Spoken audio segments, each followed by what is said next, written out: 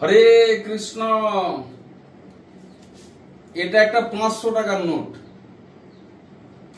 এটা একটা 200, এটা 100, এটা 50, এটা 20, এটা 10।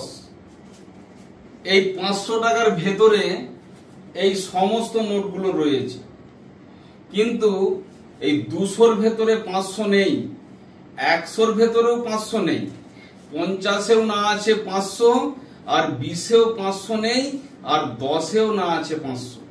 ঠিক সেই রকম অনন্ত ব্রহ্মাণ্ডের মালিক যিনি, তিনি হচ্ছেন Shri Govinda. All in all, সমস্ত কিছুর মালিক, একেলা ঈশ্বর কৃষ্ণ। তার মধ্যে এই খুচরো নোট স্বরূপ দেবতারা সকলেই আছে। ভগবানের মধ্যে কালী আছে, ভগবানের মধ্যে শিব আছে, ভগবানের মধ্যে ব্রহ্মা আছে, ভগবানের মধ্যে বিষ্ণু আছে, 33 কোটি দেবদেবী ভগবানের মধ্যে আছে। কিন্তু কোন দেবদেবীর মধ্যে ভগবান পূর্ণরূপে নেই।